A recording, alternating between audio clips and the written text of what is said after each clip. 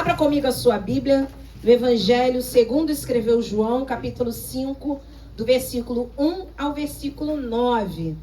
Você sabe que João foi o último evangelho a ser escrito. João, ele levou mais um tempo para escrever, então, o evangelho de Jesus Cristo. E a ênfase de João é mostrar que Jesus é o Cristo. Então, João, ele relata alguns milagres que outros escritores ou outros evangelistas não relataram. E ele não é um evangelho sinótico, né? Porque ele foi escrito por outro ponto de vista. Então, o evangelho, segundo escreveu João, não é um evangelho sinótico. Os evangelhos sinóticos são Mateus, Marcos e Lucas, que têm a mesma ótica, mas João não. João tem uma ótica diferente, foi escrito bem depois, foi direcionado à igreja. João queria revelar ali Jesus como Cristo, o Messias. Então ele traz alguns detalhes, né? Eu acho João tão engraçado quando ele diz, né? Aquele a quem o Senhor o amava, né? Ele falando de si mesmo. É incrível como ele tem essa intimidade para dizer aquele a quem o Senhor amava, falando dele, né? Então ele tinha uma intimidade diferenciada com o Senhor. Para escrever, né, irmãos, o Apocalipse preso lá na ilha de Patmos, só pode ser alguém que tem muita intimidade com o Senhor mesmo, de reclinar a cabeça no peito dele, de dizer, eu sou o discípulo amado, não é verdade? Será que nós temos essa consciência de que somos discípulos amados? Isso não é soberba, não, irmãos, é reconhecimento de quem você é. Você não é, muitas vezes, como você pensa, vermezinho de Jacó, como foi dito a Israel no momento em que eles estavam desviados da presença do Senhor. Você é filho do Deus Altíssimo. Amém? Então, João, ele se intitula como o discípulo amado. E João relata uma cura, irmãos, que os outros evangelistas não relataram. Assim como ele relatou as bodas de Caná da Galileia, aquele primeiro milagre que Jesus realizou, em João capítulo 2, você não vai ver outro evangelista falando sobre esse milagre. Você vai ver aqui em João capítulo 5, a cura de um paralítico lá no tanque de Betesda. Você não vai ver outro evangelista falando deste milagre. Porque João queria relatar para a igreja que Jesus era o Cristo, o ungido de Deus. E diz assim a palavra do Senhor. Passadas estas coisas, havia uma festa dos judeus e Jesus subiu para Jerusalém. Ora, existe ali, junto à porta das ovelhas, um tanque chamado em hebraico Betesda, o qual tem 5 pavilhões. Neste jazia uma multidão de enfermos, cegos, coxos, paralíticos, esperando que se movesse a água, porquanto o anjo descia em certo tempo, agitando-a. E o primeiro que entrava no tanque, uma vez agitada a água, sarava de qualquer doença que tivesse. Estava ali um homem enfermo há quanto tempo? 38 anos. Jesus, vendo-o deitado e sabendo que estava assim há muito tempo, perguntou-lhe, queres ser curado? Respondeu-lhe o enfermo, Senhor, não tenho ninguém que me ponha no tanque quando a água é agitada, pois enquanto eu vou, desce outro antes de mim. Então lhe disse Jesus, levanta-te, toma o teu leito e anda. Imediatamente o homem se viu curado e tomando o leito pôs-se a andar. E aquele dia era sábado. Por isso disseram os judeus ao que fora curado, hoje é sábado e não te é lícito carregar o leito. Vamos ler até o 18. Ao que lhes respondeu, o mesmo que me curou me disse, toma o teu leito e anda. Perguntaram-lhe eles, quem é o homem que te disse, toma o teu leito e anda? Mas o que fora curado não sabia quem era, porque Jesus se havia retirado por haver muita gente naquele lugar. Mais tarde, Jesus o encontrou no templo e lhe disse, olha que já estás curado, não peques mais, para que não te suceda coisa pior. O homem retirou-se e disse aos judeus que fora Jesus quem o havia curado. E os judeus perseguiam Jesus, porque fazia estas coisas no sábado. Mas ele lhes disse, meu pai trabalha até agora, e eu trabalho também.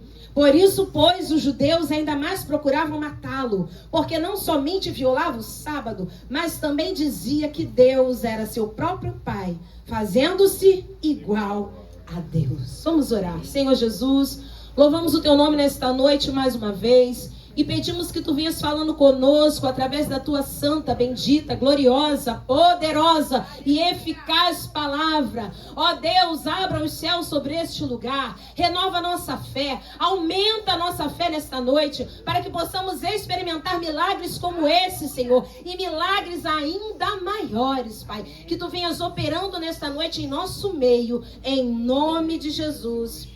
Amém e amém. Estamos vindo aí de uma sequência falando acerca dos milagres de Jesus. Hoje vamos falar da cura do paralítico em Betesda, ou do tanque de Betesda. Essa história ela envolve muitas questões. Mas a primeira questão que eu quero abordar nessa noite é que havia um homem, 38 anos, com uma paralisia.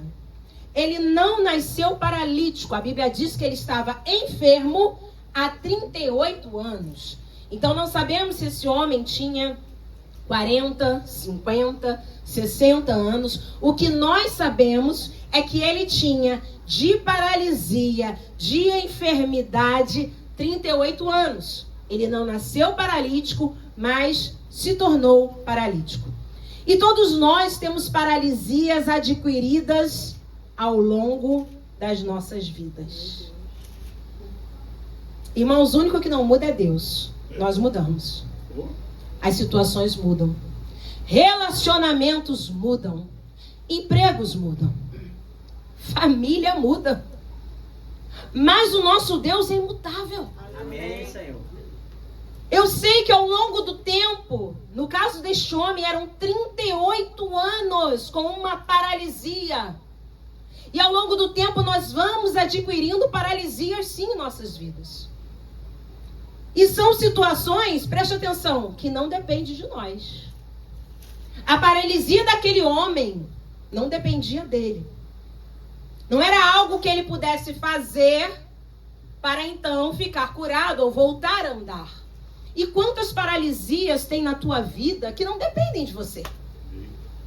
As paralisias que nós adquirimos ao longo do tempo não dependem de nós para serem resolvidas, mas dependem do Deus Todo-Poderoso mudar a nossa sorte e nos dizer: levanta e anda. Amém, Jesus. Não se apavore. Eram 38 anos. Olha que tem a história na Bíblia, né? A mulher hemorrágica, quantos anos? 12. A mulher encurvada, quantos anos? 18. Agora este homem, 38. A filha de Jairo, com 12 anos, tinha acabado de morrer. Lázaro, 4 dias sepultado. Mas eu quero dizer para você, este homem tinha 38 anos paralítico. Quantas vezes ele deve ter pedido a morte? Quantas vezes ele deve ter se arrependido de nascer? Quantas vezes ele não pensou: vou morrer assim? Porque eu não tenho ninguém que me coloque no tanque. E as paralisias da nossa vida, muitas vezes, nos levam a pensar assim: meu marido vai morrer assim. Essa enfermidade vai morrer comigo. Ou melhor, eu vou morrer com ela. Essa situação financeira vai ser sempre assim. Não importa, meu irmão, qual é a paralisia da tua vida. Eu quero te dizer que aquele que ordena, levanta, toma o teu leito e anda, também está aqui nesta noite para mudar as tuas circunstâncias, as tuas paralisias, as minhas circunstâncias e as minhas paralisias. Todo mundo as tem. Não olhe para o vizinho, não olhe para o irmão do lado, não olhe para outra igreja pensando que só você tem essa paralisia, porque todo mundo tem as suas paralisias. E cabe a cada um de nós, irmãos, não perdermos a esperança. Porque uma coisa esse homem tinha: fé. Naquele momento, no lugar errado. Mas ele tinha fé que seria curado. Uma coisa esse homem tinha: determinação.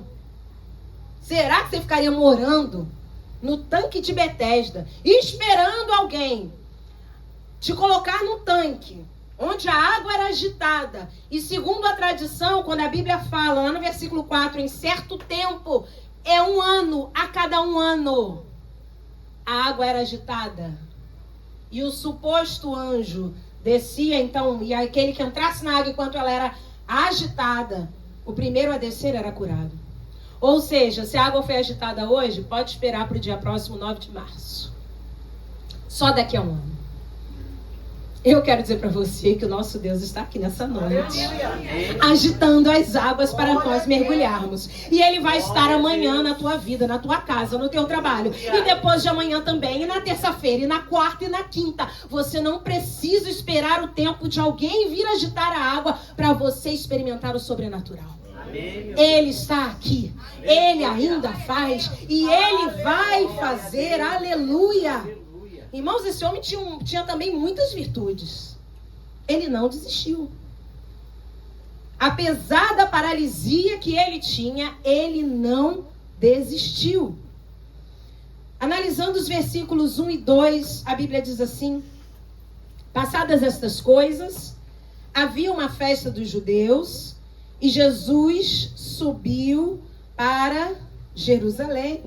Irmãos, Jesus foi a Jerusalém fazer o quê?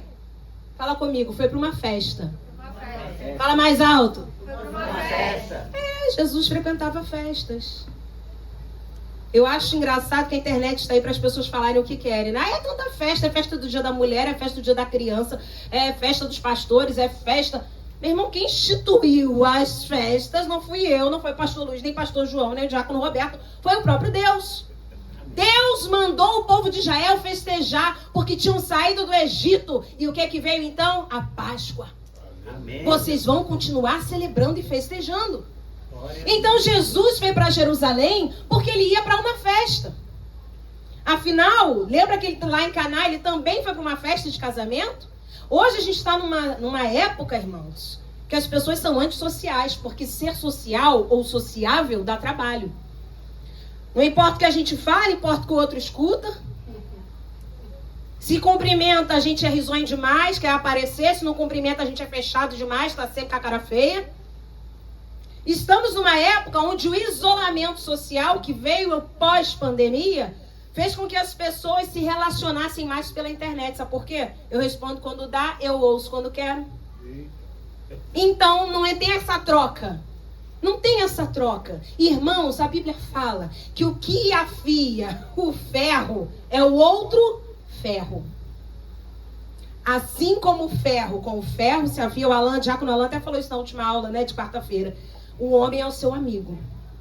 Ou seja, essa faca aqui vai ficar molada, mas essa também vai. É um passando no outro. Você acha que você é afiado por quem? Lá pelo teu marido, pela tua esposa, pelos teus filhos, pelo irmão da igreja, pelo teu chefe. A Bíblia fala que o homem é seu amigo, ou seja, alguém que você convive. Quando nós pedimos a Deus paciência, Ele vai colocar a pessoa mais insuportável do seu lado para tentar te tirar a paciência. Quando você pedir ao Senhor, o Senhor me dá amor, Ele vai colocar alguém do teu lado que vai demonstrar o tempo todo que não te ama para você poder dizer, mas eu continuo te amando. Então, nesse tempo de não relacionamentos, onde as pessoas preferem muito mais um relacionamento pela internet, isso está, irmãos, impregnado entre as crianças. Criança agora brinca de videogame dentro da sua casa, comendo a sua pipoca de micro-ondas ainda por cima. Porque não é nem mais na panela. Cada um dentro da sua casa. Foi-se o tempo em que um amiguinho rico tinha um videogame que todo mundo ia pra casa dele jogar aquele videogame, esperar a sua vez. Olha só como eram as coisas. Esperar a sua vez para brincar um pouquinho naquele videogame. Foi-se o tempo que você brincava de pique-bandeirinha na rua, ou de pique-pega, ou de queimado, ou de vôlei. Não é verdade? E as pessoas ali tinham que se entender, brigava, desbrigava, ficava de mal, depois ficava de bem. E agora simplesmente desliga a internet. Isso está afastando as pessoas. Mas Jesus, ele era social e sociável. Jesus era amável. Jesus gostava de estar nas festas. É na festa que nós demonstramos quem somos. Se pegamos salgadinho mais que os outros, se comemos mais que as pessoas, se pegamos o refrigerante antes de todo mundo. Ah, meu irmão, tu é crente, tu sabe, né? Que é nas festas que as pessoas se revelam. Eu acho lindo quando os crentes convertidos de verdade nas festas dizem, pode pegar, pastora. Não, eu pego depois. Não, depois vem mais, e se não tiver, não tem problema. É verdade? É nas festas que as pessoas se revelam. Por isso que Jesus amava andar nas festas. Então Jesus foi a Jerusalém por causa de uma festa. Ora, existe ali, junto à porta das ovelhas, um tanque chamado em hebraico Betesda. O que significa Betesda? Casa da misericórdia. Que não tinha misericórdia. Parece na época de Ruth, na época de Noemi, quando saiu de Belém, que é casa do pão, mas na casa do pão não tinha pão. Então a Noemi sai com Elimeleque e seus 2 filhos para uma terra distante, para Moabe, atrás de pão, de comida. Porque na casa do pão não tinha pão. Betesda, a casa da misericórdia, mas não tinha misericórdia nenhuma. Porque nem amigos aquele homem tinha para colocá-lo dentro do tanque. Cuidado com os lugares que você frequenta, que são chamados de casa da misericórdia, onde um devora o outro. Pastor João falou aqui sobre a igreja de Corinto, eu acho que foi no domingo passado, né? Por causa da ceia. Os irmãos se devoravam. Irmãos, eles não respeitavam nem a ceia. Se bebedavam com vinho, comiam pão e na frente uns dos outros. Me diga que festa não é lugar para a gente conhecer o outro. O que é a ceia? É a festa da igreja. Celebração da igreja. E tem gente que mesmo assim acaba devorando o seu irmão durante a ceia. Então tem lugar que é chamado casa de misericórdia, mas que não tem misericórdia. Casa do perdão, que não tem perdão. Casa de cura, que não tem cura. Casa do amor, quantos lugares chamados aí de amor, de lugar de amor, igreja do amor, casa do amor, enfim, mas que não tem amor.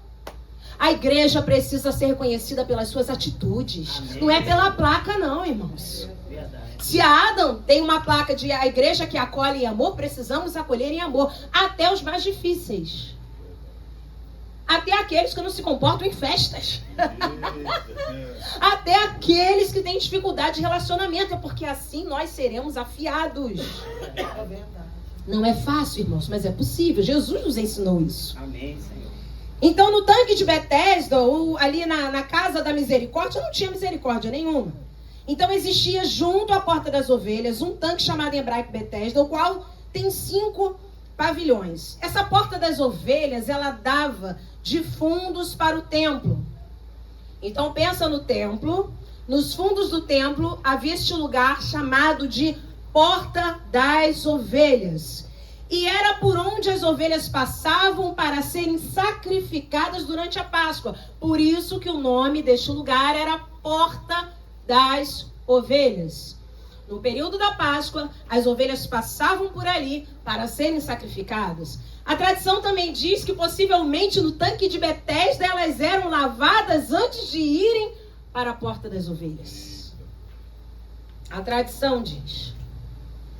Como o tanque era muito fundo, aproximadamente 13 metros, não seria possível você entrar com uma ovelha para lavá-la antes de sacrificar. Então, subentende-se que a água retirada do tanque de Betesda lavava-se essas ovelhas antes do sacrifício para que elas fossem introduzidas na porta das ovelhas. E aí você começa a observar a presença de Jesus ali. Como aquele que era a porta das ovelhas, mas a água que lavava as ovelhas. Porque o tanque de Betesda era ao lado da porta das ovelhas. Era muito próximo. Era uma proximidade muito grande entre o templo, a porta das ovelhas e o tanque de Betesda. Ele ficava junto a essa porta. Mas a verdadeira casa da misericórdia, que é Jesus, era também a única porta das ovelhas. Glória a Deus. Onde Jesus estava? Jesus estava num lugar estratégico. Jesus ficou num lugar onde ele era a porta das ovelhas que seriam sacrificadas e ele mesmo se entregou por cada uma delas. Mas ele também era a casa da misericórdia. Ele era o próprio tanque de Betesda. Era ele quem lavava as ovelhas. Era ele quem sarava as ovelhas. E ele se coloca então naquele tanque, num lugar estratégico, num ponto estratégico. Versículo 3 de João 5. 3 e 4, a Bíblia diz assim. Nestes, ou seja, nesses pavilhões, jazia uma multidão de enfermos, cegos, coxos, paralíticos, esperando que se movesse a água. Porquanto o anjo descia em certo tempo, como eu falei, 1 ano, agitando-a. E o primeiro que entrava no tanque, uma vez agitada a água, sarava de qualquer doença que tivesse. Observe que esse versículo 4 está em colchetes, dando a entender que não se encontra no texto original. Por quê? Nós já vamos falar um pouquinho sobre isso. Mas observando o versículo 3, irmãos, jazia uma multidão de doentes. Não eram só paralíticos, tinham cegos, tinham coxos, todo tipo de enfermidade, vai ter pessoas hemorrágicas. O mais interessante é que todos eles tinham algum grau de dificuldade para ir até o tanque. Uma pessoa cega não tinha dificuldade das pernas, mas como é que ela ia enxergar onde era o tanque? Se alguém não a conduzisse.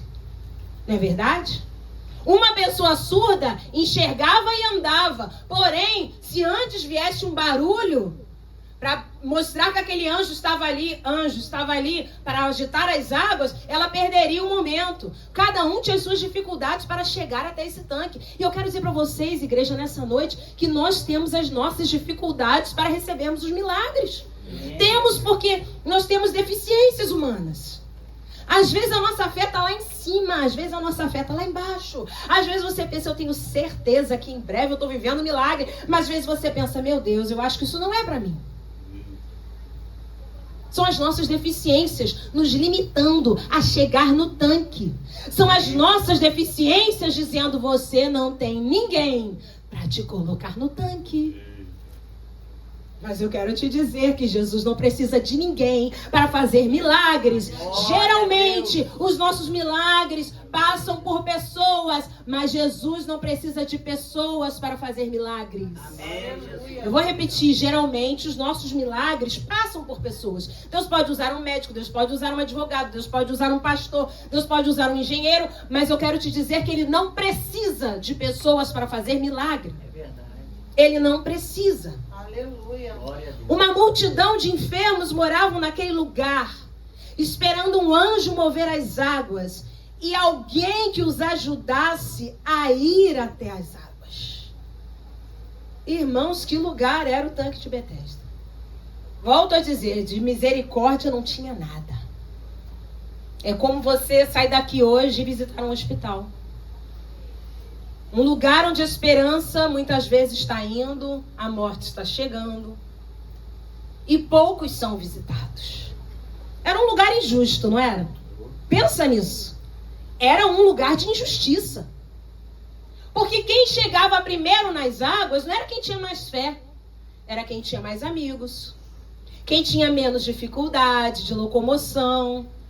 Então, nos dias de hoje, seriam para as pessoas mais influentes na sociedade. Seriam para os mais ricos. Talvez você e eu, sabe o que nós faríamos?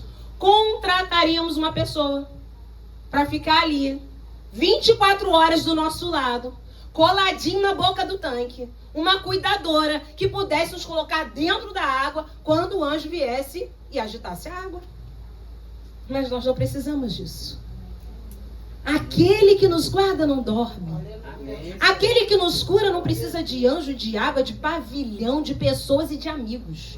Ele faz quando Ele quer. E apenas com uma palavra Ele muda a nossa história. Aleluia. Irmãos, como eu falei, o versículo 4 ele se encontra em colchetes, determinando ou indicando que esse texto não estaria, talvez, no original. Esperando que se movesse a água, porquanto o anjo descia em certo tempo, agitando. Aí o primeiro que entrava no tanque, uma vez agitada a água, sarava de qualquer doença que tivesse. O que eu percebo aqui é que esse local era um local, um misto de misticismo. Fé no lugar errado. Revelação também de verdadeiros amigos. Lugar de frustração. Então, pastora, esse anjo existia? Isso acontecia? Vocês já viram pessoas dando testemunho de que foram curadas em lugares errados? Não sei se vocês estão entendendo. Vamos lá. Vocês já viram testemunhos de pessoas que ficaram curadas em lugares errados? Amém. Fé no lugar errado. E as pessoas vão lá e dizem, eu fui curada no dia tal, que passou aquela... assim, todo mundo carregando. Eu fiquei curado. Deu para entender, né? Eu sou um pouquinho boa atriz, mas acho que deu para entender, né? Oh, humildade. Quantas vezes as pessoas dizem, eu fiquei curado. Isso aqui, irmãos, não era Deus. Era misticismo. Era fé no lugar errado. Mas o mais triste, pastor Luiz, no meio dos judeus. Judeu acreditando nesse tipo de coisa. Mas sabe por quê? Influência romana. Haviam, ali perto do tanque de Betesda, os romanos que dominavam Israel naquele tempo. Eles não eram livres, eles eram como se fossem escravizados, dominados pelo Império Romano. E os romanos tinham ali, olha como é que é a coisa. Os romanos tinham ali perto alguns pavilhões com água.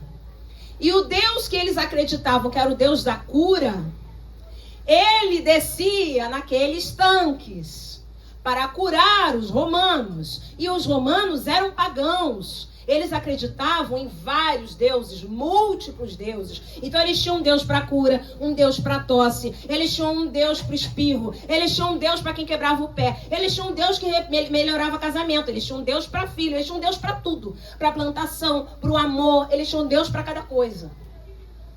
E o Deus da cura, ele visitava esse tanque que os romanos construíram ali, pertinho do templo. Então, o que os romanos faziam? Vamos entrar nas águas porque seremos curados. O que os judeus fizeram? Eles têm o Deus, se eu não me engano, Aréclito ou Acrélito, alguma coisa assim, um nome bem estranho mesmo. Nós temos um anjo. Será que lá no tanque de Betesda a gente entrar, não vem um anjo do Senhor e agita as águas? E o que está acontecendo hoje nas igrejas? É a mesma coisa. Eles só não dão esse nome esquisito lá pro Deus. Mas continua, a segunda é a segunda do anjo tal. A terça é a terça do poder verdadeiro. A quarta é a quarta do descarrego. A quinta é a quinta que tudo pode. A sexta é a sexta. Olha, irmãos, é coisa. É cada coisa. Só mudou o lugar. Os judeus olharam para os romanos e falaram, se eles são curados, nós também podemos ser.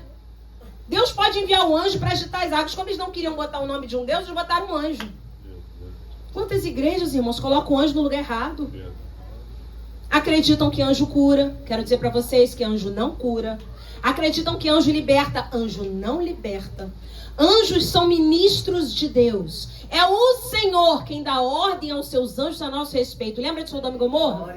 Tanto para juízo quanto para livramento. Lembra de Sodoma e Gomorra?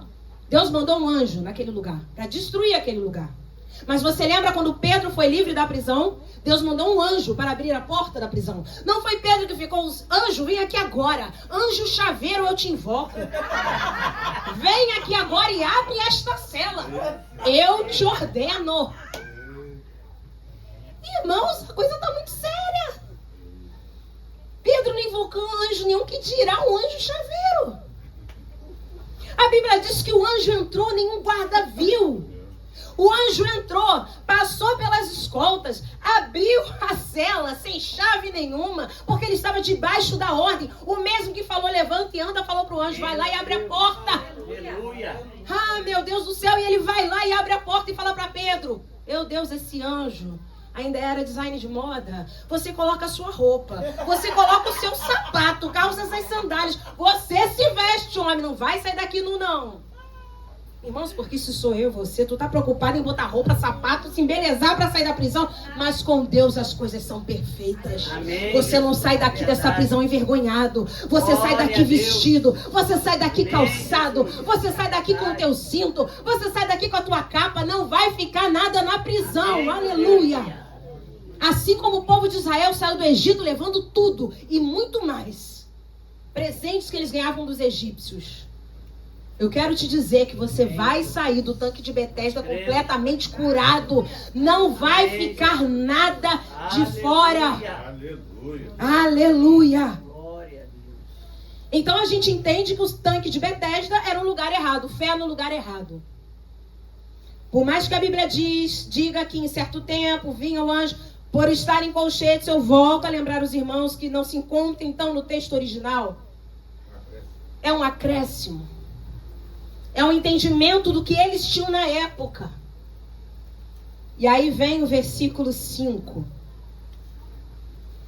Estava ali um homem enfermo, havia 38 anos.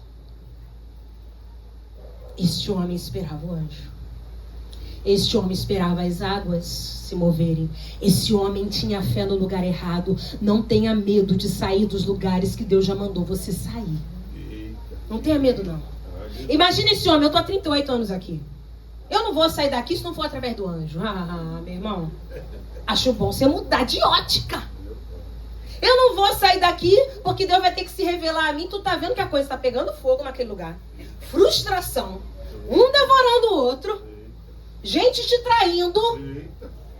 Tu não tem um amigo para te colocar nas águas. Você diz, mas eu nasci aqui, vou morrer aqui. Eu não sou Gabriela. Mas você vai ficando com aquela mentalidade.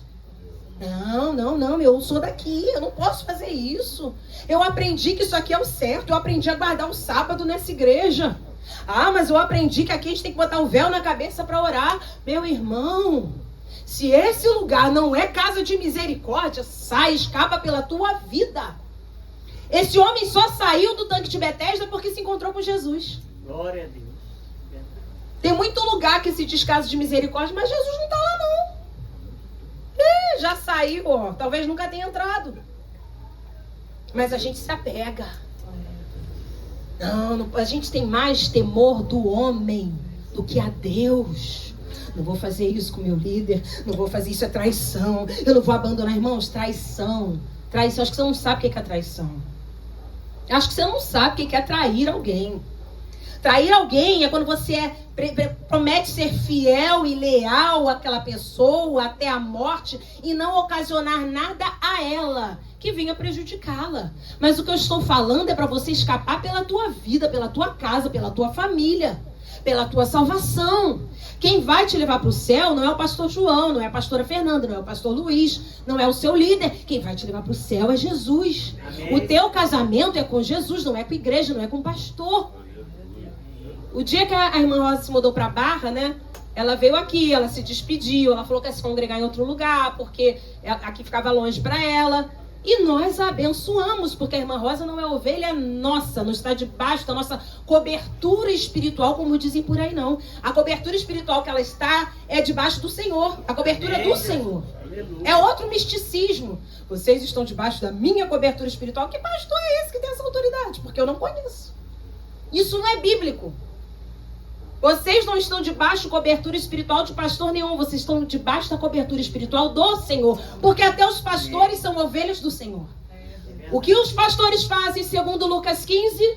Guiam a ovelha. Protegem a ovelha e resgatam a ovelha. Amém. Ponto. Cobertura espiritual vem de Deus. Então ela foi, nós a abençoamos, despedimos, choramos. Depois ela voltou. Ela veio morar aqui de novo, voltou pra cá de novo. Agora imagina, minha Rosa saiu. Nem vou até apagar o zap dela. Quero nem mais ver, vou deletar. Porque eu não quero nem mais ver. Como é que pode sair da igreja? Deus não mandou, vai ver, vai quebrar a perna, vai acontecer isso, vai cair. Isso é mais comum do que a gente pensa. Vai ver, vai ter câncer. Vai ver, vai acontecer isso. Vai ver, o marido vai largar. Irmãos, o que é isso? Pastor é feiticeiro agora. Que coisa é essa que deseja um mal para o outro? Ficamos tristes pela sua ausência, mas a abençoamos. O Senhor orientou e ela voltou a morar aqui pertinho de novo. Foi dela com Deus. Por isso foi recebida novamente de braço. Agora imagina, se a gente deleta, deixa de falar, passou na rua, vira a cara que é a irmã Rosa que saiu da igreja. Tu acha que ela ia voltar pra cá? Bebê. Vira a cara? Oi, irmão. Você vai ver de novo. Agora, se o seu irmão não falar isso, não é culto. Se ele não falar, eu não bebo água. Já faz parte. Então a irmã Rosa jamais voltaria para um lugar desse, que não tem misericórdia nenhuma com ninguém. Entenda que as ovelhas pertencem ao Senhor. As ovelhas não são nossas. Então aquele homem tinha fé no lugar errado, mas tinha perseverança. E aí vem o versículo 6. Jesus, vendo-o deitado e sabendo que estava assim há muito tempo, perguntou-lhe: queres ser curado? Que sabedoria de Jesus. Que onisciência de Jesus. Ninguém contou a história daquele homem. Ninguém falou para Jesus, olha, ele tem paralisia, ele está aqui há 38 anos, ele não tem ninguém que o coloque no tanque, ele tem fé no lugar errado. Não. Jesus não acusou, Jesus não condenou, Jesus fez uma pergunta, e você sabe que perguntas são terapêuticas. Quando você entra num processo de terapia, o psicólogo, o terapeuta, ele não vai induzir você a nada. Ele vai te fazer perguntas para que você encontre as respostas. Então ele faz perguntas chaves. É porque meu marido... Você acha que seu marido faz isso de propósito? Aí você começa. Não. Aí porque a gente está sempre na razão, né? É isso, é aquilo, é aquele outro, é o chefe, é o trabalho. E aí o terapeuta vem com mais uma pergunta. Isso te motiva? Não. Aí você sai como da terapia? 3 horas pensando. Jesus, ele fazia perguntas. Lembra quando ele falou para os discípulos? E vocês? Quem dizem que eu sou? Ele queria saber o que estava no coração deles. E vocês, quem dizem que eu sou? Jesus faz uma pergunta, irmãos, que chega a ser intrigante. Se o homem está há 38 anos no lugar errado, com fé errada, esperando a cura, Jesus pergunta para ele, você quer ser curado? Não, Jesus, estou aqui para brincar de amarelinha, e logo eu que não ando. Porque se é hoje, com o que a gente tem hoje de deboche, de afronta, eu estou aqui para pular amarelinha. Você não está vendo, não? Não, Jesus, eu estou aqui porque eu gosto de ficar aqui. Um lugar bom de conviver. Um monte de gente doente. Olha que legal. Gente cega, gente manca. Gente que tem cheiro ruim. É ótimo ficar aqui. Mas Jesus mesmo assim pergunta. Queres ser curado? Queres ser curado? Que pergunta com tantos ensinamentos, irmãos. Amém. Primeiro, porque tem pessoas que se sentem confortáveis com a sua paralisia. Então ele precisava saber. Quem sabe aqueles 38 anos que ele estava ali, apesar de ter fé na cura, ele também estava confortável com a paralisia. Às vezes a gente está confortável com a nossa paralisia. Às vezes a gente deixou de lutar por uma causa. Então Jesus tem que perguntar. Você ainda quer ser curado? Ou você está aqui por conforto? Porque naquele tempo o que acontecia? Eles tinham o auxílio do governo. Não como hoje, obviamente. Mas eles recebiam algum tipo de ajuda para estarem ali recebendo doações. Afinal, eles não trabalhavam. Eles não tinham com que se sustentar. Eles dependiam de pessoas para comer, para se vestir. Então tem gente que prefere ficar com o auxílio do governo. Tem gente que vai tendo filho para ter auxílio do governo. Então, tem pessoas que é confortável a paralisia. Tem gente que gosta de ficar no reme-reme. Meu marido é uma praga. Você não sabe o que é aquilo. E só sabe ficar na mesma história. Que história chata. Porque você não sabe como é que é o meu trabalho. Meu trabalho é amaldiçoado. Aquilo ali é uma coisa horrível. Eu só tô ali porque Deus permite. Aí a pessoa mistura tudo. Segunda situação, por que Jesus perguntou se ele queria ser curado? Porque tem pessoas que gostam de depender dos outros.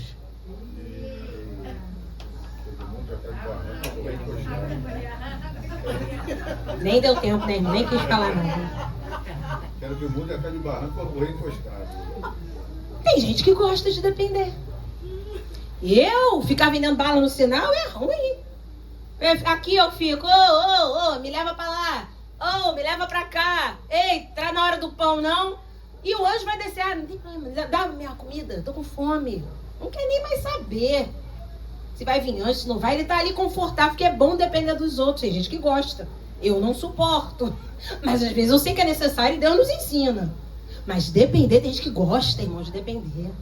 Tem gente que se vitimiza. Aliás, é o terceiro ponto que eu já tenho que falar. Tem pessoas que gostam de se vitimizar. Você percebeu que esse homem deu uma vitimizada? Não sei se vocês perceberam, mas ele deu uma vitimizada. Tem pessoas que também, presta atenção, isso é crucial, não querem a responsabilidade que o milagre traz consigo. Ou seja, menino não, né? 38 anos doente, bota aí que supondo que ele ficou doente com pelo menos 10, 48, um jovem menino. Você quer ser curado? Porque tu vai trabalhar. Você quer ser curado? Porque você vai sair daqui. Vai pagar imposto. Vai se relacionar com pessoas. Vai parar de ser o ajudado para ajudar. Você vai ter que ir para o hospital visitar pessoas. Você vai para o púlpito dar testemunho, Isabela, do que Deus fez na tua vida. Você quer ser curado ainda assim? Vai pagar o preço? Irmãos, tem milagres que trazem consigo uma responsabilidade tremenda. Ah, eu quero um ministério pastoral porque eu acho lindo. Quem te contou isso? Dura quando me pediste. Ai, o que eu quero... Irmãos, outro dia, acredite. Eu vi uma seguidora da pastora Helena Raquel que escreveu assim: pastora, quero abrir uma igreja. Logo para Helena Raquel. Quero abrir uma igreja na minha casa e ser uma pastora. Tu viu isso? Como a senhora. Posso começar na sala da minha casa? Ela, como é bem sábia, ela só fez uma pergunta. Querida, você sabe o que é chamado ministerial? E não respondeu mais. Quero ser uma pastora como a senhora. Posso começar abrindo uma igreja na minha casa? Meu Deus do céu, irmãos. Você não acredita que as pessoas ainda pensam assim. Mas existem pessoas que pensam assim. Ah, eu quero um grande milagre, que é o casamento. Tu tá preparado pro casamento? Ou depois vai ficar orando: Jesus, prepara e leva. Ai, esse homem tá insuportável. Essa mulher que eu não aguento mais de tanto que fala. Eita Deus. Namoro, noivado e casamento trazem consigo as suas responsabilidades. É um milagre, ainda mais nos dias de hoje. É um grande milagre o casamento. Somente se encontrar um homem bom por aí, cheio do Espírito Santo, segura. Se é de Deus, segura, meu filho, porque tá ficando difícil. As brincadeiras à parte, o milagre do casamento traz consigo responsabilidades. O milagre do casamento traz consigo a responsabilidade de ambas as partes, não é só da mulher. Essa história que a mulher sabe edifica a sua casa. Sim, ok, o homem como sacerdote lidera. Então são os dois, é 50% de cada um. Homens e mulheres, quando pedem o milagre do casamento, precisam estar preparados para esse milagre. Aí eu acho tão lindo ser mãe. Tá preparado para nunca mais dormir na vida? Mesmo depois de 20 anos? Esses dias a Ana Clara ficou igual a minha, atacada da sinusite. E a gente dormindo num quarto só, claro, para poupar a luz para do ar-condicionado. Cada tossida que ela dava, miséria. O João chegava a fazer assim na cama. Incrível. Uma tosse. Aí a gente vira para um lado, vira para o outro. Aí ele ainda faz. Ana, você tá coberta. Ana, você tá de meia manga. Então é lindo ser mãe, é lindo ser pai, mas está preparado para esse grande milagre? Para a responsabilidade que esse milagre vai te trazer? E não estou falando aqui de coisas maravilhosas. Casamento é bênção, estou te assustando, não. Eu já vi pessoas receberem esse tipo de milagre e depois amaldiçoarem o milagre. Eu falei aqui há pouco tempo. Queria tanto um filho, depois o filho é uma peste, é uma praga. O filho dá muito trabalho, gasta muito. Queria um marido ou queria uma esposa. A esposa fala demais porque a mulher é isso, porque a mulher é aquilo. Meu Senhor. Quer tanto uma porta de emprego, o emprego chega, volta a dizer: o trabalho é um problema, o chefe é um problema, o salário é um problema, o plano de saúde é um problema. Que meu plano, o plano da minha empresa é horrível. Vai pro SUS. Viva o SUS. Vai lá. Espere então, já que teu plano é tão... Irmãos, a gente reclama demais. Ah, porque o meu ticket lá da empresa, vale a alimentação, refeição, é mixaria, R$1.000. Já vi gente falar isso pra mim. R$1.000, que mixaria. Eu vou acabar com a água, é hoje, meu carro. É hoje. Eu já vi pessoas que falaram isso pra mim. Que R$1.000 era mixaria. Irmãos, eu sei que o mercado tá caro, mas pelo amor de Deus, tu vai com R$1.000 no mercado e vai dizer que é mixaria, irmãos? Passa pra quem tá querendo. Então esses milagres que você pede, pensa hoje: eu estou preparada para receber? Irmãos, tinha uma época que eu falava: Senhor, como eu quero pregar em outros lugares. Ah, Jesus, como eu quero isso, só me leva.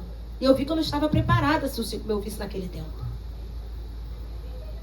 Milagres trazem consigo responsabilidades que às vezes não estamos prontos para receber. Então essa pergunta de Jesus foi maravilhosa. O versículo 7 diz assim: respondeu-lhe o enfermo: Senhor, não tenho ninguém que me ponha no tanque. Peraí, qual foi a pergunta, Andréia? Queres ser curado? Olha a resposta dele, irmão Carlos. Senhor, não tenho ninguém que me ponha no tanque quando a água é agitada, pois enquanto eu vou, desce outro antes de mim. Ô, vitimismo. Jesus não perguntou isso, meu filho. Você vai contar a tua história toda de vida. Jesus só perguntou: você quer ser curado? Mas ele tinha que se vitimizar. As meninas do Clube do Livro sabem que a gente aprendeu com o livro Divinamente, com o pastor Jonatas, que o lugar de vítima é o mais confortável, lembram? É aquele que você fica só na defesa. Foi o que ele fez. Eu não tenho ninguém que me coloque no tanque, porque quando o anjo vem, vem outro antes de mim, todo mundo passa à minha frente, eu fico sempre para trás, porque eu não tenho amigos. Porque eu penso, por que esse homem não tinha amigos? Por que ele ali há 38 anos não tinha ninguém que o colocasse no tanque? Será que ele era fácil de se lidar? Será que ele era reclamão?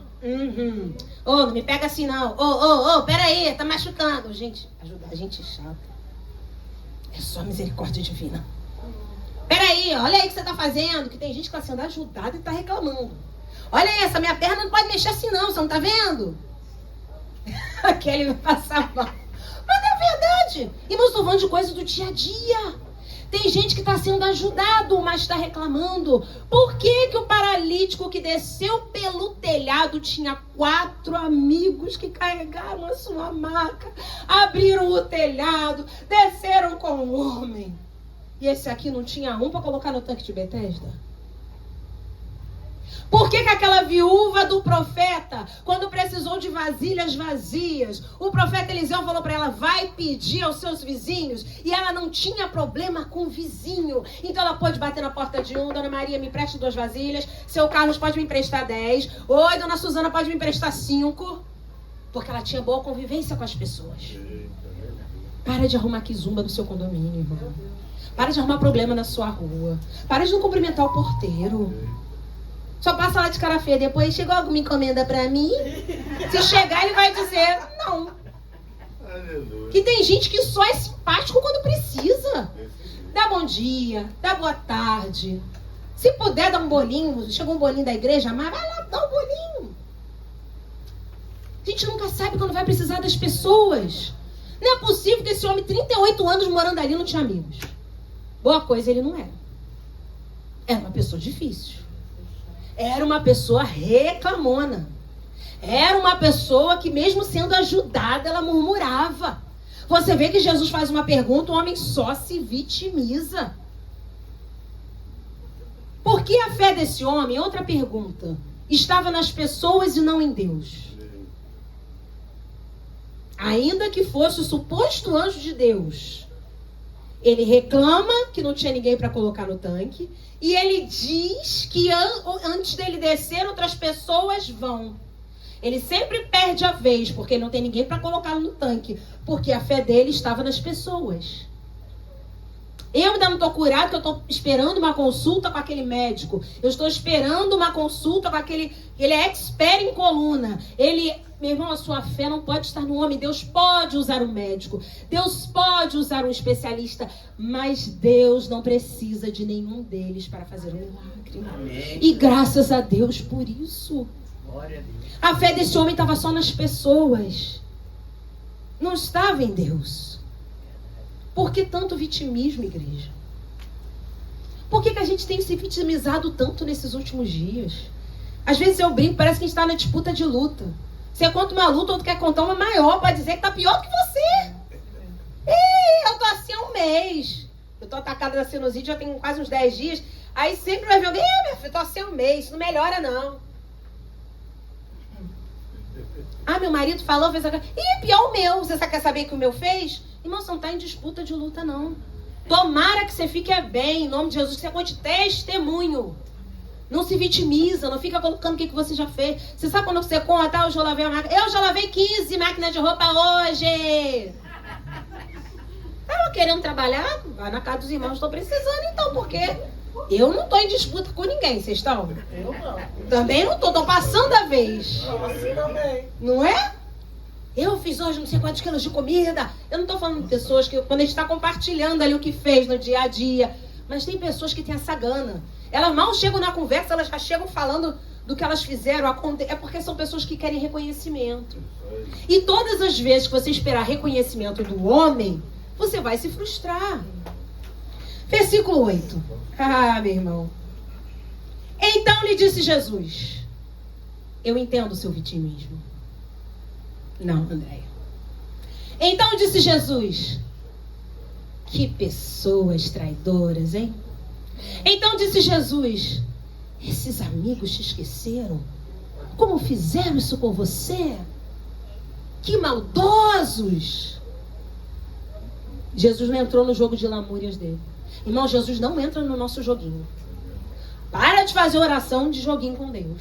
O Senhor está vendo, Senhor. O Senhor está vendo o que eu estou passando. O Senhor está vendo a traição que me fizeram. O Senhor está vendo isso, o Senhor está vendo aquilo. Jesus não entra no jogo da gente, não, irmão. Conhece meu coração. Esse Senhor conhece meu coração é demais. É tipo de alguém que se diz muito humilde. O Senhor conhece o meu coração. E eu peço que o Senhor faça justiça. Chega a ter raiva na oração. Jesus não entrou no joguinho do paralítico. Jesus respondeu: levanta-te, toma o teu leito e anda. Jesus não entrou no jogo de lamúrias daquele homem, sim deu uma ordem acompanhada de poder para cumpri-la. E eu quero te dizer que uma ordem de Jesus hoje, acompanhada de poder, vai mudar a tua vida. Jesus nunca vai te dar uma ordem sem poder para você cumprir a ordem. Se ele te deu uma ordem, ele já te deu também poder para cumprir a ordem. Ele não entrou no jogo daquele homem. Ele não ficou falando mal dos amigos do homem. Ele não ficou questionando o pessoal que fica ali. Que tem gente que vai se juntar a você só para falar mais mal, que quer mais que o circo pegue fogo. Pessoas que estão na plateia esperando a queda. Esperando os próximos stories. Esperando os próximos status. E você, bobo, abre a boca e conta. Fecha tudo, irmãos. Para de divulgar tudo. Tem gente que está esperando a tua queda. Tem gente que se faz de amiguinho. Eu entendo você. Vamos tomar um café juntos pra gente poder falar mal do seu marido. Ai, vamos tomar um café junto que eu também falo mal do meu. Vamos fazer... Irmãos, para. Claro que tem gente que faz isso. Uma coisa é abrir os seus ouvidos e ouvir. Deixa a pessoa desabafar. Mas você precisa se posicionar e dizer: nós vamos orar. Você não vai terminar sua vida assim, não. Que isso? Levanta. Tá ruim que esse homem vai ser pior sem ele. Pensa nisso. Tá ruim com essa esposa, vai ser pior sem ela. Esses filhos têm jeito sim, não vamos desistir não. Teu trabalho tá ruim, mas foi o que Deus te deu no momento. Então vamos trabalhar bem, vamos trabalhar como se fosse pro Senhor. Como a Glaucia falou aqui no último encontro jovem, que se ela comentar alguma coisa do trabalho, o Lucas olha para ela: temos que fazer tudo como se fosse para Deus. Se eles estiverem assistindo, vão lembrar. Aí ela diz que fica sem palavras. Tudo que nós fizermos, diz a Bíblia, façamos como se fosse para o Senhor. E acaba, irmãos, com qualquer conversinha. Você vai dar o seu melhor, agora o problema é do outro. Se ele não reconhece o seu melhor, se ele não recebe o seu melhor, você vai fazer a sua parte. Amém. Então, não entra nessa de marcar cafezinho para falar mal de alguém, de alguma situação que você vive. Se você quer marcar cafezinho para conversar e orar junto e se aconselhar, glória a Deus. Mas para falar mal dos outros, meu filho, sai fora. Tem café que a gente tem que recusar. Tem que ficar no sol. Vamos marcar, né, Paty? Vamos marcar. E fica assim até Jesus voltar. Ele não vai edificar, eu vou só dizer isso. Vamos marcar. O dia que Deus quiser eu vou. Vamos lá. Versículo 9. Imediatamente. Irmãos, 38 anos com fé no lugar errado. Uma ordem acompanhada de poder de Jesus fez com que aquele homem, imediatamente, o homem se viu curado. Tomando leito, pôs-se a andar. E aquele dia era sábado. No dia que aquele homem encontrou Jesus, não foi no dia que o anjo desceu, não foi no dia que a água se moveu, aquele homem se viu como não se via há 38 anos. Quando o Senhor te curar, vai ser assim. Quando o Senhor mudar a tua sorte, vai ser há 38 anos que eu não me via tão feliz. Há 38 anos que eu não vi essas pernas fazerem esse movimento. Há 38 anos que os meus exames deram zerados, que não davam zerados e agora deram. Há 38 anos que eu não via tanto dinheiro na minha conta. Meu irmão, quando Jesus muda é assim, é imediatamente. Às vezes você não lembra de uma semeadura que fez há muitos anos, mas Deus se lembra. Ontem a gente estava ouvindo a melodia, aquele culto, né, de 10 horas da noite, né? Cristo em casa, para as pessoas que estão nos hospitais, que estão acamadas, enfim. Um momento que eles têm de palavra, louvor. Não é para você se congregar ali, mas é para você receber de Deus. A gente estava ouvindo a mensagem de um pastor e ele conta uma história de uma mulher que um dia bateram na porta dela, um rapaz, dizendo que estava muito cansado, fadigado, se ela teria um copo de leite para ele. Aquela mulher, sem pensar, deu um copo de leite. Passaram-se os anos, aquela mulher ficou muito doente. Muito doente. Foi parar num hospital particular. E o médico que a atendeu, a internou. E ela começou a fazer muitos procedimentos caros. Mas ela olhava para aquele médico e pensava, eu conheço ele de algum lugar. Não sei de onde. Aquela mulher, depois de 20 a 30 dias internada, ela teve alta. E ela saiu do hospital pensando o quê? Só quero ver como é que vai vir a conta desse hospital. Eu não quero nem imaginar como eu vou pagar isso. Com tantos exames caros que eu fiz, meu Deus. Como vai ser?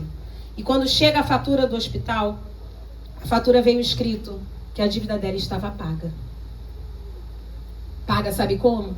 Com um copo de leite. De anos atrás. O médico que a cuidou dela, que a internou, que era agora dono do hospital, foi aquele que ela deu um copo de leite há anos atrás. Sua dívida foi paga há muitos anos com um copo de leite.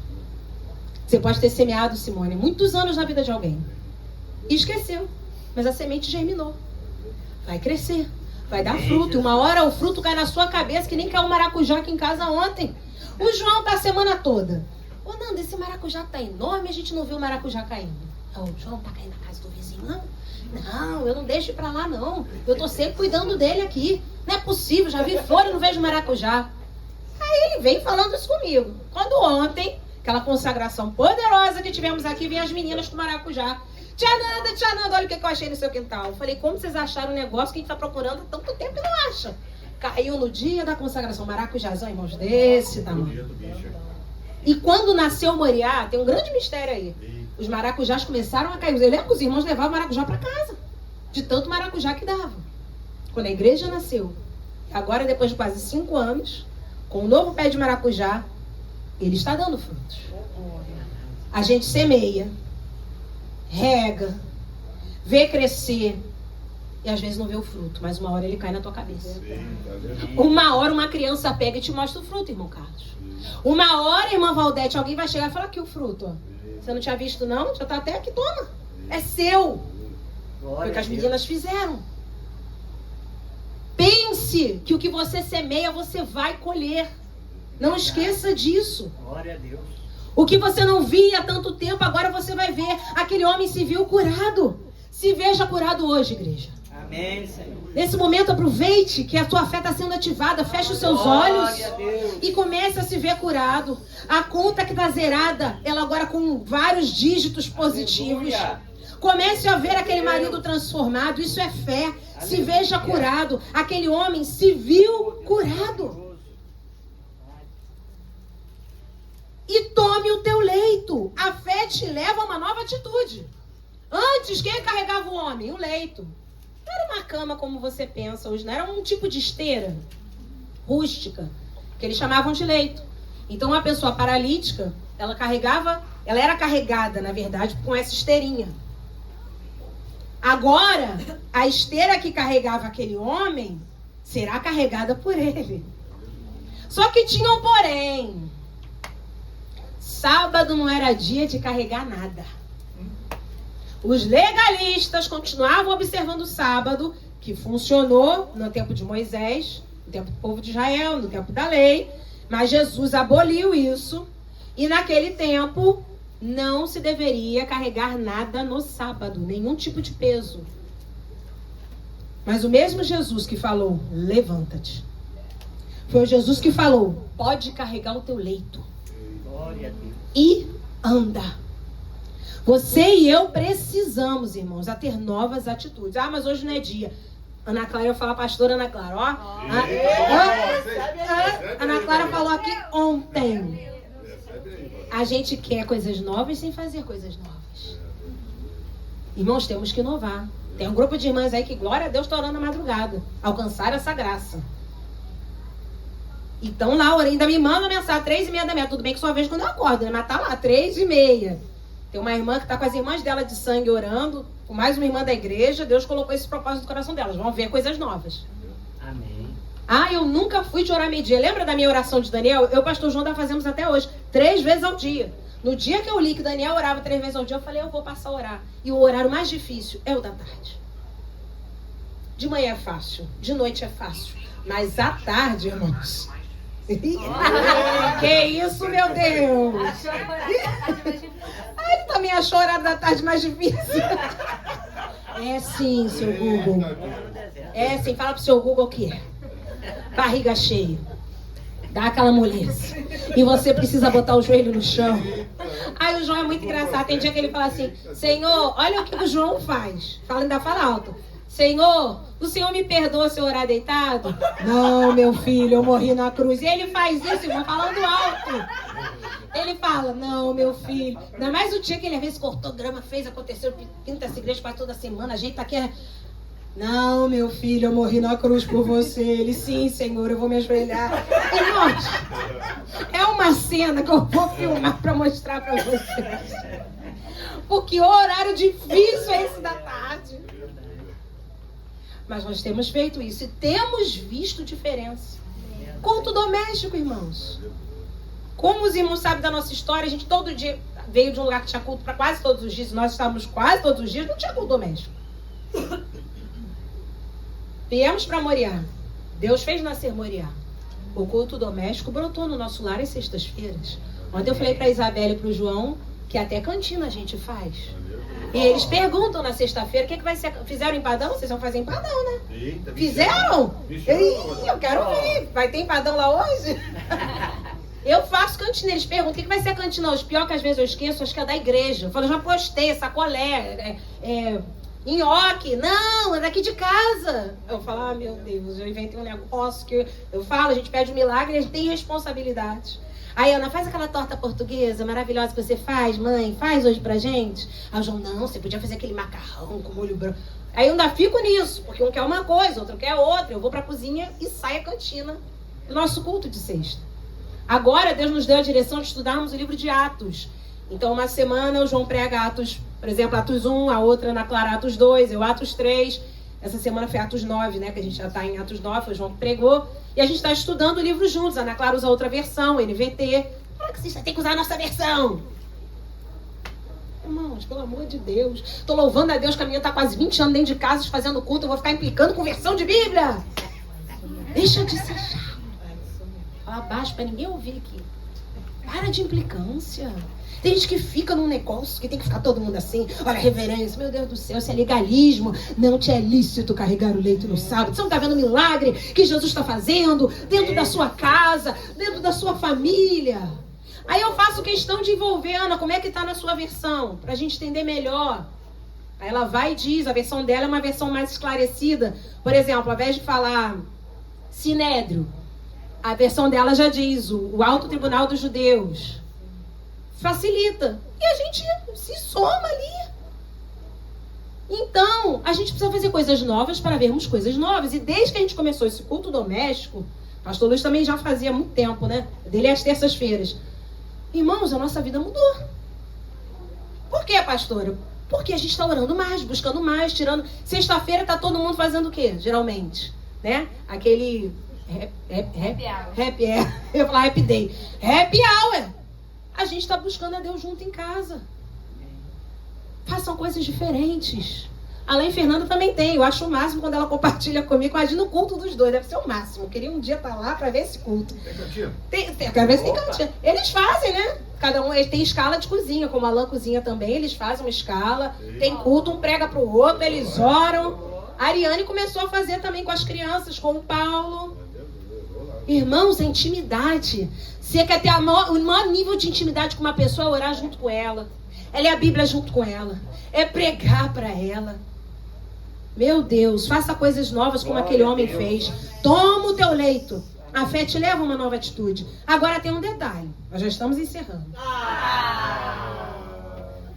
Ponha-se a andar. Vocês observaram essas 3 ordens que Jesus deu? Levanta-te. Teve que ter fé para ficar de pé. Irmãos, 38 anos sem andar? Não tinha esse carrinho poderoso da irmã Rosa, não. Ela entra aí quase que o negócio voa. Não. Então você imagina, 38 anos sem andar, amigo ele não tinha para ajudar? Imagina. Ai, meu Deus. Eu não faço isso há 38 anos. Mas ele teve fé para levantar. Agora, muda de atitude. Carrega o teu leito. O que te carregava, você agora vai carregar. Carrega esse leito, mas hoje é sábado. Esquece os legalistas, mas a versão da Bíblia é outra. Esquece isso. Mas o meu marido só melhorou um pouco, parou de falar palavrão. Esquece, glorifica que ele está melhorando. Carrega o teu leito. Mas agora, anda. Ponha-se a andar. Você é responsável em dar continuidade à manutenção do seu milagre. Amém, Senhor. É você que tem que andar. Não vai ficar no tanque de Betesda, né, pastor Luiz? Você vai ficar aí? Anda, meu filho.